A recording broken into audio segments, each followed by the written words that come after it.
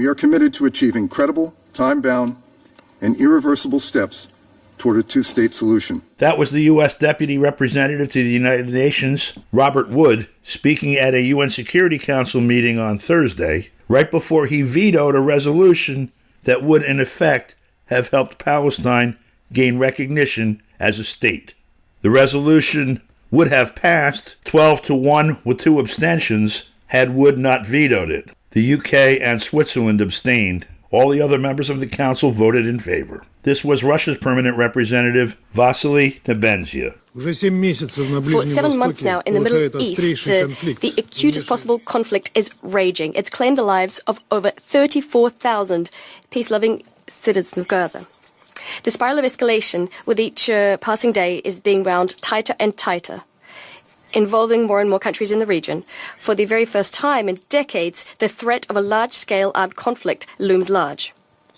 Today's meeting is an excellent opportunity for us to assess what the international community has managed to do in order to resolve this crisis, and what it hasn't managed to do either.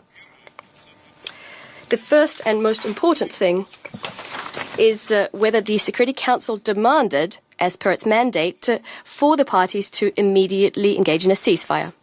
Indeed, yes, Resolution 2278, it de facto covered the period to the end of Ramadan, which is over. It did so, but it also called for a lasting and sustainable ceasefire. To get there, the Russian Federation and China had to veto the American draft resolution, the purpose of which was specifically to ensure that there was no ceasefire. Did the Council manage to control the implementation of this decision and to compel those who had ignored that decision to do so? Alas, no. This happened, did it happen because we didn't do enough?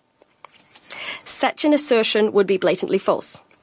Starting on the 7th of October 2023, the Council worked day in, day out, discussing possible products geared towards ending the violence in Gaza. Delegations authored no less than 10 different draft resolutions, which I'm sure you'll agree is a fairly large number. As early as the 16th of October, the Russian Federation authored the first draft on the ceasefire in the Strip. It received a negative vote from France, the UK, the US, and Japan. The next draft was authored by Brazil, submitted on the 18th of October.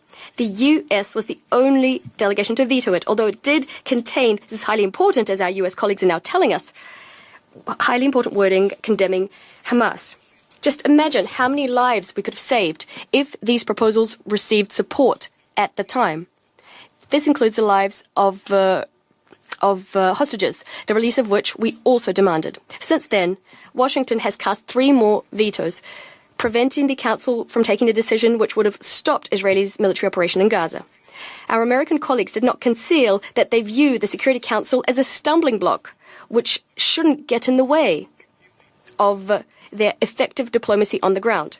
In actual fact, they did this to give their main Middle Eastern ally a free hand to clear out the enclave. We remember very well, and we hope other Security Council members do too, that the US delegation demanded the deletion of the mere mention of the necessity to stop the violence from all drafts.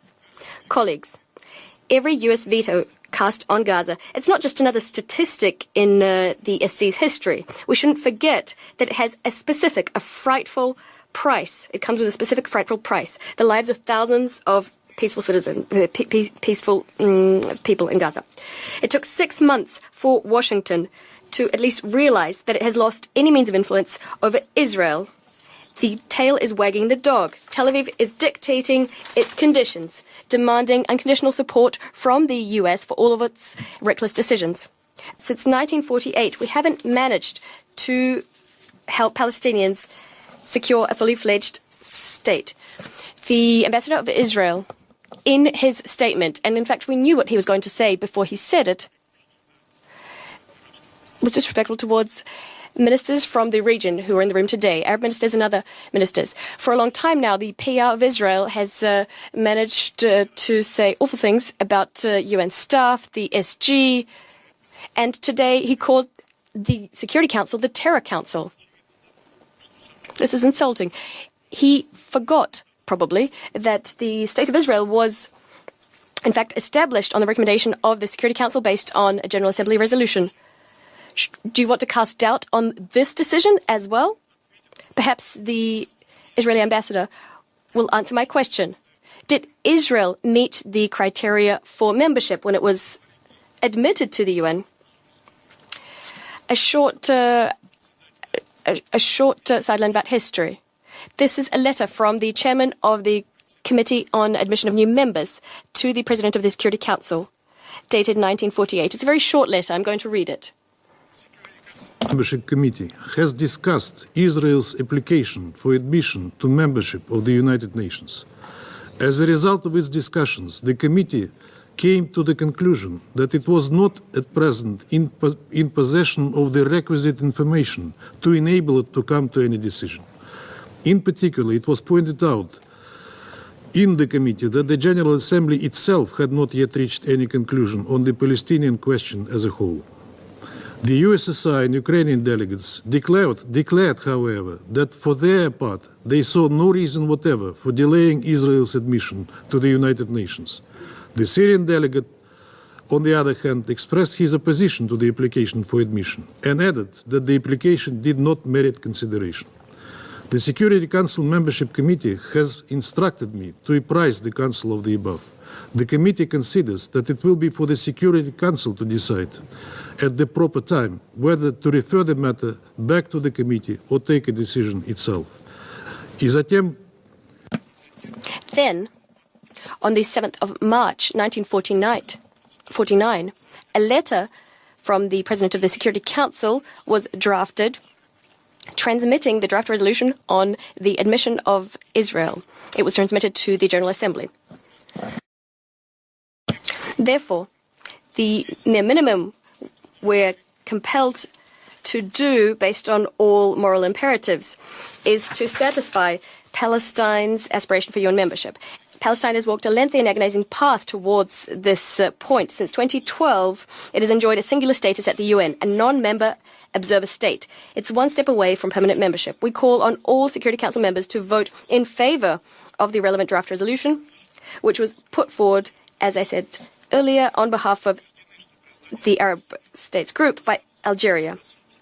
We're convinced that recognizing Palestine and its status on par with Israel will help the long-term settlement of the Palestine-Israeli conflict on the basis we all know well, an international legal basis endorsed by the UN and buttressed by the 2002 Arab Peace Initiative. The goal being the establishment of an independent, contiguous, sovereign Palestinian state within 1967 borders with East Jerusalem as its capital, which would live side by side with Israel in peace and security. It's clear that to advance towards this goal, in addition to efforts which involve the resolution of the aforementioned the acutest humanitarian issues, we also need the establishment of a collective diplomatic mechanism. We stand convinced that in such a mechanism, a key role should be played by countries from the region, Arab states, Islamic states. They understand no less, they probably understand better and more than others about how to achieve a fair solution which would be founded on a mutually agreed international legal basis. Of course, none of this should overshadow the immutable importance of a ceasefire as per Resolution 2728. If the resolution isn't implemented, the Security Council is within its rights to impose sanctions on those who violate and sabotage its decisions. We'll be reverting to this issue very soon. Thank you. For KPFK, I'm Don DeBar.